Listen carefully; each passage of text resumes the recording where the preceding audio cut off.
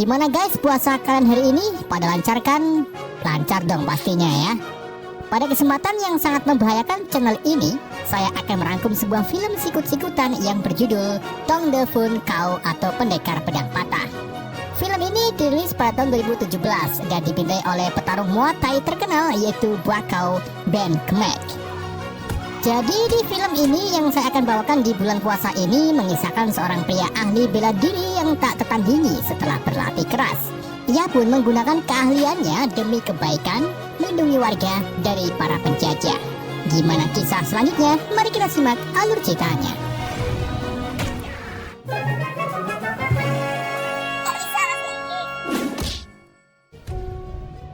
Film di-unboxing dengan seorang pria bernama Tong De yang dikejar-kejar oleh sekelompok orang berkuda dengan senjata tajam di pundaknya. Masih belum jelas alasan Tong De dikejar-kejar. Yang jelas Tong De ini selalu tersenyum meski mara bahaya sedang menimpanya. Scene kemudian berpindah ke masa kecil Tong, di mana hampir setiap hari ia dikejar-kejar oleh sekelompok anak pembuli yang diketuai oleh Hun Chen. Meski Tong sudah berusaha lari, tapi anak-anak pembuli itu terus menyerangnya dan bahkan melempari Tong dengan buah jeruk.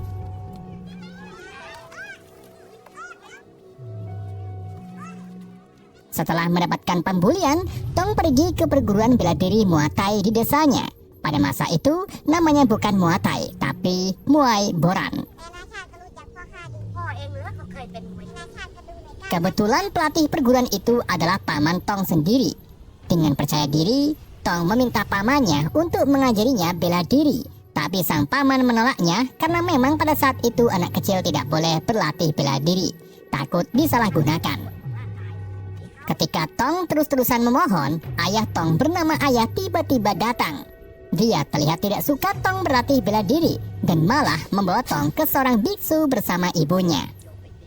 Sang ayah meminta bimbingan dari biksu untuk menasihati Tong karena memang Tong ini anak yang lumayan susah diatur.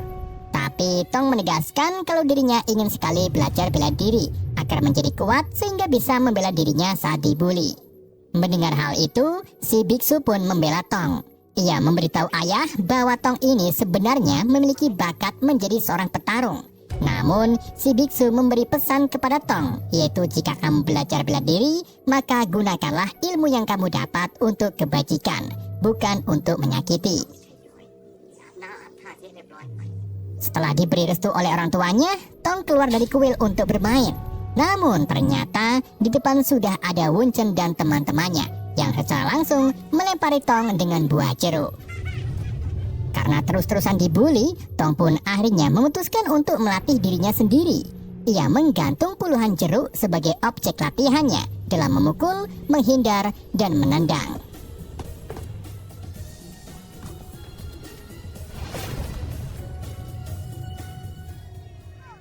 Setelah berlatih 1 hari, Tong memberanikan diri untuk menantang Hun Chen dan kelompoknya. Ia memancing Hun Chen ke tempat ia berlatih. Dan disinilah Tong De menghajar satu persatu anak tersebut. Meski hanya berlatih 1 hari, namun kemampuan Tong ini tidak diragukan lagi. Ia mampu memukul Hun Chen sampai berdarah. Anak-anak lain kemudian minta Tong untuk berhenti karena telah membuat Hun Chen tak berdaya. Rupa-rupanya, Hun Chen ini anak dari seorang bangsawan yang kaya raya dan sangat terpandang di desanya. Setelah menghajar Hun Chen, Tong De memutuskan keluar dari desa untuk menjadi seorang petarung. Scene lalu berpindah ke awal saat Tong De dikejar-kejar oleh sekelompok orang berkuda. Kelompok itu ternyata dipimpin oleh Hun Chen yang sampai saat ini masih ingin mengajar Tong. Tong De kemudian mancing mereka ke hutan, di mana di sana Tong mengajar anak buah Hun Chen satu persatu. Meski Hun Chen menggunakan senjata tajam, tapi Tong mampu mengalahkannya dengan jurus sikut melintir dan dengkul kopongnya. Hun Chen kemudian mengambil salah satu kuda milik Hun Chen, lalu pergi ke sebelah sana. Setelah dihajar oleh Tong De, Hun Chen pulang menemui ayahnya dan melaporkan kalau dirinya dihajar oleh Tong De. Bukannya memberi dukungan, ayah Wen Chen malah memarahi putranya karena ternyata Tongde ini petarung terbaik di desanya yang bisa menghasilkan uang. Sang ayah lalu memperingati Wen Chen agar tidak lagi mengganggu Tongde.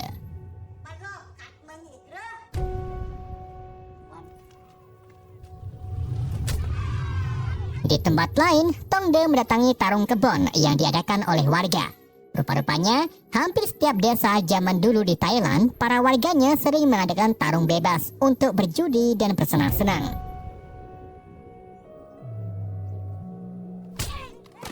Dalam beberapa pertarungan, Tongde selalu menang dan belum pernah terkalahkan.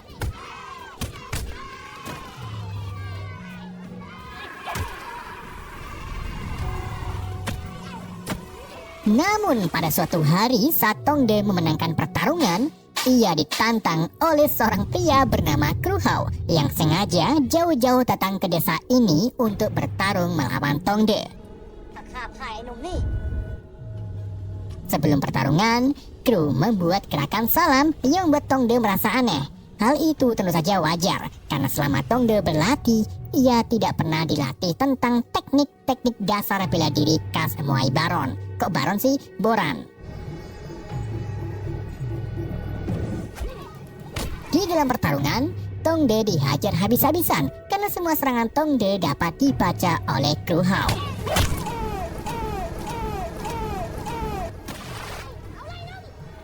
Tongde pun akhirnya mengalami KO setelah ditendang oleh Kru. Bukannya menolong Tong, pelatih dan para warga malah meninggalkan Tongde begitu saja, karena sekarang mereka menganggap Tong sebagai petarung yang tidak berguna.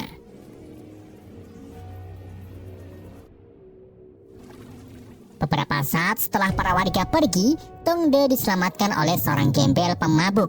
Kita sebut saja namanya Hamle. Hamle memberitahu Tong kalau pelatih dan para warga sudah mengkhianati Tong dengan membuangnya begitu saja.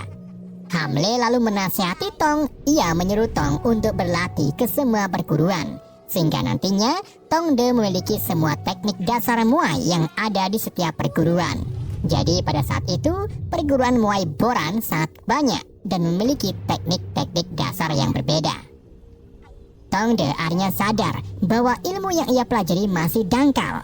Ia pun menerima nasihat dari Hamle dan memutuskan untuk mengunjungi desa ke desa guna mencari ilmu lebih banyak lagi.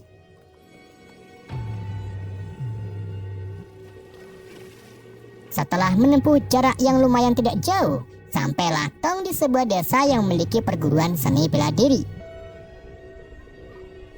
Di sana, Tongde langsung mengikuti pelatihan secara diam-diam. Tapi ia langsung diketahui oleh sang guru yang mengaku tidak pernah memiliki murid berkulit hitam klowus. Saat diwawancari sang guru, Tongde mengaku sengaja datang ke sini untuk berlatih Muay Thai. Ia juga meminta pekerjaan kepada sang guru, dan yang lebih sempurnanya lagi, Tongde malah ingin menikahi putrinya. Kita sebut saja namanya Enli.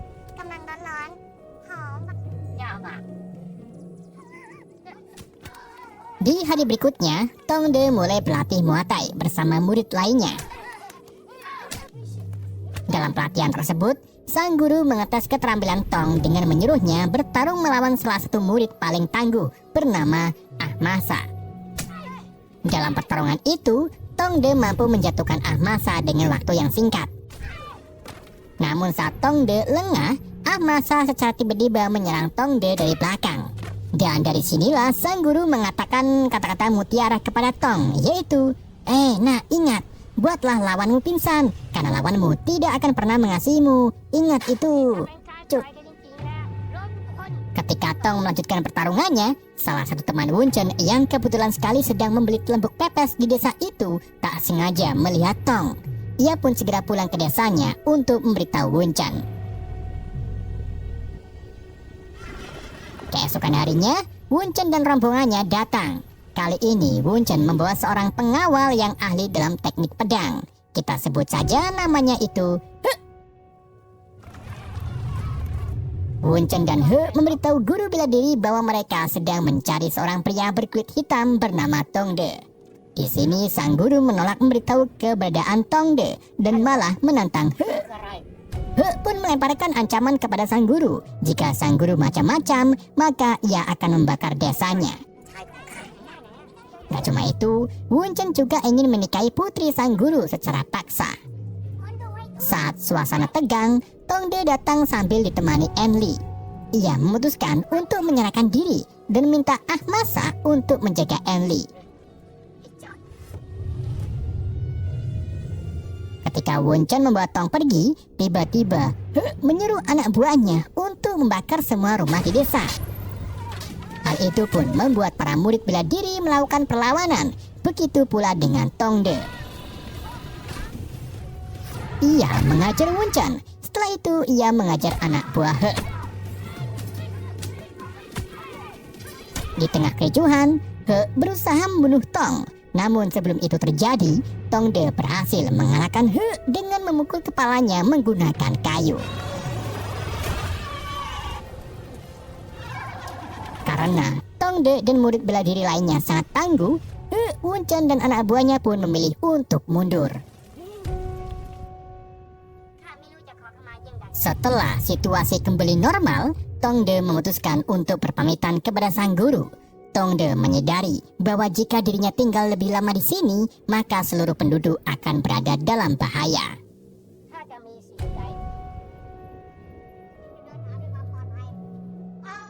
Sementara itu, ayah Wunchen sibuk memarahi Wun karena gagal membawa Tongde kembali. Rupa-rupanya, pencarian Tongde ini didasarkan atas permintaan sang ayah karena dia ingin Tongde kembali menjadi petarung di desanya.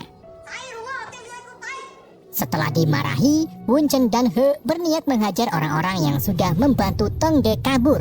Keduanya juga bahkan berniat menculik penduduk desa lainnya ke dalam hutan dan membunuh mereka satu persatu, guna memancing kemunculan Tongde. Ketika Tongde sedang berjalan melalui hutan, seorang pemuda bernama Bunkat diam-diam mengikuti Tongde dari belakang. Ternyata Bunkat ini ingin ikut dengan Tongde karena dia tertarik untuk belajar seni bela diri bersama Tong. Keesokan harinya, Tongde dan Bunkat tiba di sebuah desa bernama Pacinan. Di sana mereka melihat panggung yang ditunjukkan untuk pentas seni. Bunkat lalu mendekati seorang gadis bernama Ling Ling yang bekerja di panggung tersebut. Ia meminta pekerjaan kepada Ling Ling, tapi Ling Ling merasa keberatan karena hari-hari ini pengunjung sedang sepi.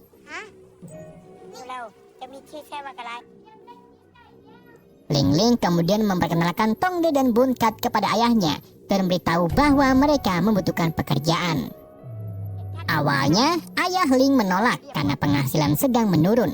Namun setelah mengetahui bahwa Tongde dan Bunkat bersedia dibayar sedikit, ayah Ling pun mau menerima mereka untuk satu pertunjukan.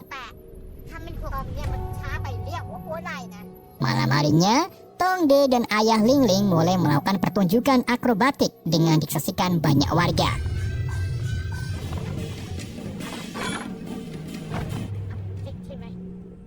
Setelah pertunjukan selesai, Ling Ling dan ayahnya mengajak Tongde dan Bunkat mengobrol di bawah pohon. Ayah Ling ini ternyata seorang pemabuk yang memiliki visi. Gak apa-apa gak makan, yang penting mendem.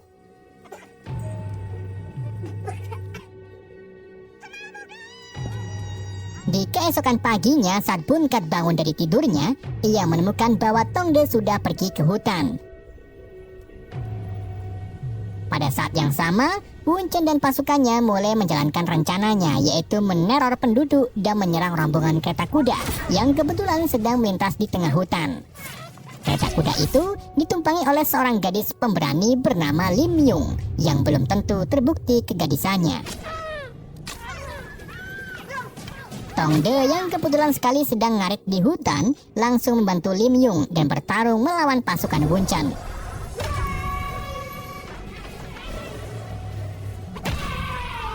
Setelah berhasil mengalahkan para musuh dan menyelamatkan Lim Yung, Tongde berniat pergi ke desa lain.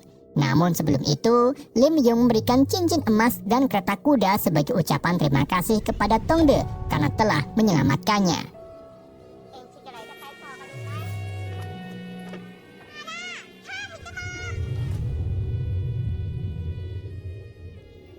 Singkat cerita, Tong De tiba di sebuah desa bernama Chop Tree. Di sana, Tong menemukan perguruan bela diri Muay yang didirikan oleh seorang guru, kita sebut saja guru kedua. Tong pun langsung mendaftarkan dirinya kepada sang guru. Namun sebelum diterima, Tong De harus melawan satu murid yang lumayan kuat. Awalnya, Tong De sama sekali tidak niat untuk melawan. Namun setelah Tong De mendapatkan beberapa kali pukulan, ia langsung menunjukkan keahliannya. Dan alhasil Tong De pun diterima di perguruan tersebut. Guru kedua lalu manggil salah satu muridnya, yaitu Bun Kat, yang ternyata sudah tiba di desa ini lebih dulu. Di hari berikutnya, Tong De mulai melakukan pelatihan insentif di bawah arahan guru kedua agar kemampuannya bisa lebih cepat meningkat. Selama pelatihan, sang guru menyadari potensi Tong De dan menawarkannya untuk mengikuti kompetisi tarung antar perguruan bela diri dari desa lain.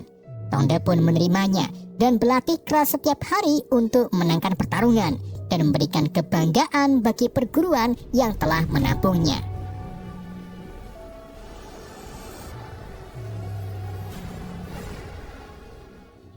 Pada hari kompetisi pertarungan akan diadakan, Tong De dan Bun Kat kembali bertemu dengan Ling Ling. Tong De juga bertemu dengan Lim Yung yang kebetulan sekali sedang berkunjung di desa itu. Di situ, Tong De tak sengaja melihat Kru Hao yang dulu pernah mengalahkannya. Saat kompetisi dimulai, guru dari perguruan lain meremehkan guru Tong De karena beberapa murid dari guru kedua KO saat melawan murid andalannya bernama Kok Gitusi. Tong De kemudian turun tangan dan akhirnya berhasil membalikkan keadaan.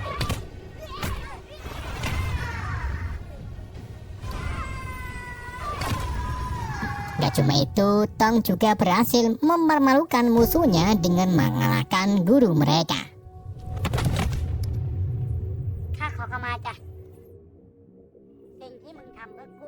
Setelah sparring selesai, Tong De berpamitan kepada sang guru dan melanjutkan perjalanannya untuk mempelajari lebih banyak teknik bela diri lainnya. Dalam perjalanan kali ini, Tong De dan Bun Kat pergi bersama Ling Ling dan Kok Gitusi yang ingin menjadi hebat seperti Tong De.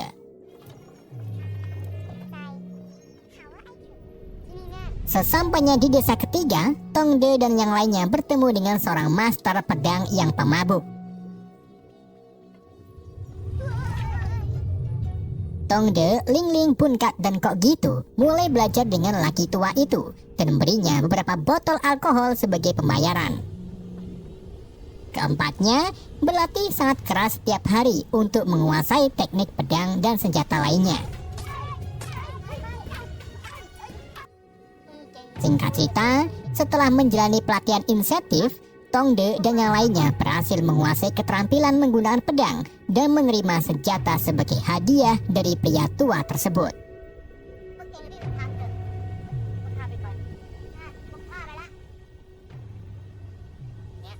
Saat melanjutkan perjalanan ke desa lain melalui hutan, Tong De dan yang lainnya tiba-tiba ditemukan oleh Wun Chen dan He yang kebetulan sekali melewati hutan tersebut. He lalu mencoba menembak Tong De secara diam-diam, tetapi sayangnya tembakan itu mengenai Bun Kat. Tong De dan Kok Gitusi pun segera melakukan perlawanan terhadap anak buah He. Gak cuma itu, Tong juga berhasil membunuh He dengan tendangan sabitnya. Sedangkan Wun Chen kabur melarikan diri. Tong De dan lainnya kemudian membawa Bun Kat kembali ke desa. Seorang kakek-kakek memberitahu Tong De bahwa luka tembakan yang Bun Kat alami terlalu parah yang memungkinkan Bun Kat tidak bisa bertahan lama. Namun, ada satu cara yang bisa menyelamatkan Bun Kat, yaitu Tong De harus membawa Bun Kat ke desa seberang, di mana di sana terdapat tabib yang mampu mengobati luka Bun Kat. Tong, Kok Gitusi, dan Ling Ling pun segera pergi ke sana dengan menggunakan kuda. Di tengah perjalanan, kuda yang ditumpangi Tong De keseleo. Hal itu membuat Tong De harus menggendong Bun Kat untuk sampai ke desa seberang.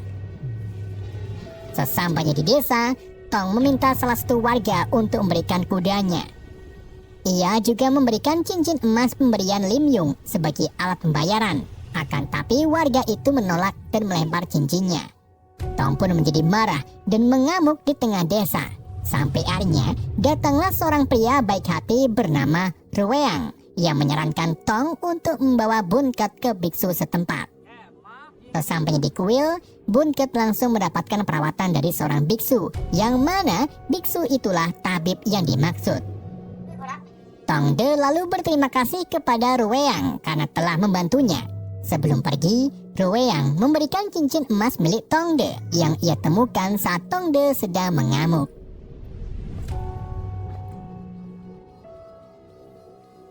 Selagi menunggu Bunket diobati, Ling Ling dan Tongde bertemu kembali dengan Lim Yung yang ternyata desa ini adalah tempat tinggal Lim Yung.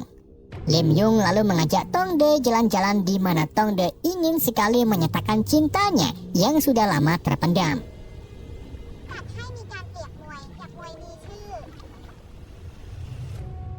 Keesokan harinya, Bunket akhirnya siuman.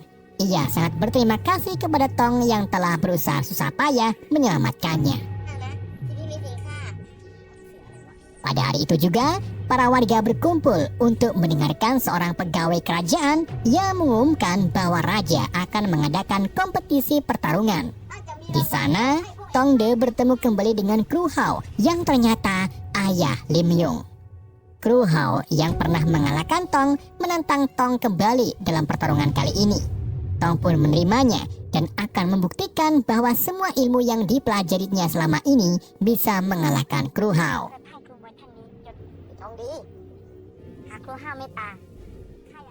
Singkat cerita, hari kompetisi antara petarung pun dimulai. Dalam kompetisi tersebut, terdapat 10 petarung termasuk Tongde, Kogitusi, dan Ahmasa dari perguruan pertama. Kogitusi kemudian berhadapan dengan Ahmasa.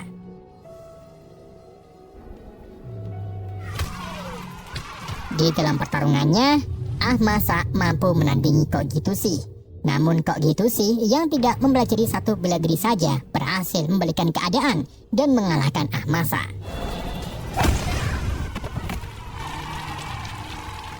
Pertarungan berikutnya adalah Tongde melawan Kru Hao. Kini saatnya Tongde menunjukkan kemampuannya. Dalam pertarungan itu, sang raja mempertaruhkan banyak uang untuk kemenangan Kru Hao. Meskipun Kru Hao sebelumnya pernah mengalahkan Tong, tapi Tongde tidak takut dan percaya dirinya akan menang. Dengan menggunakan ilmu bela diri yang Tong pelajari selama ini, akhirnya ia pun mampu mengalahkan Kru Hao.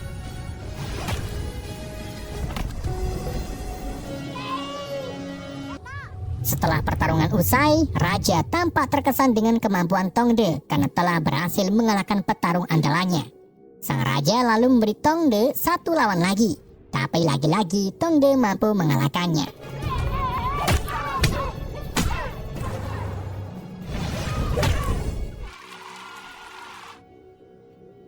Ketika raja hendak memberikan hadiah kepada para pemenang, sekelompok pasukan tiba-tiba masuk ke tengah arena dan menyerang raja. Pasukan ini dipimpin oleh Ruweang yang sebelumnya membantu Tongde menemukan tabib untuk menyelamatkan Bunket. Mereka kemudian bertarung, namun berhasil dihentikan ketika Ruweang mengungkapkan kepada semua orang bahwa dirinya lah raja yang sebenarnya. Ternyata raja yang sebelumnya mengadakan kompetisi tarung ini hanyalah seorang penipu yang ingin mendapatkan uang banyak dari taruhan pertarungan. Gak cuma itu, ternyata semua perjalanan Tongde ini sudah diatur oleh Ruweang. Dari dikalahkan oleh Kru Hao sampai tiba di desa ini. Semuanya Ruweang lakukan karena ia sedang mencari panglima perang. Dan Tongde lah yang akan terpilih karena dia memiliki jiwa kebajikan dan pemberani. Namun sayangnya dalam perencana itu, Letnan Ruweang gugur di tangan Tongde yang tak lain lagi adalah setelah mendapatkan tatanya kembali, Ruweang mengangkat Tongde sebagai panglima perang kerajaan. Tongde, Bunket, dan Kogitusi lalu bergabung dalam pertempuran melawan penjajah, di mana dalam pertempuran itu pedang Tongde patah Dan dari situlah Tongde dikenal sebagai pahlawan pedang patah. Setelah menangkan pertempuran, Tongde kembali ke desanya bersama Lim Yung untuk bertemu ibunya yang telah lama menunggu Tongde.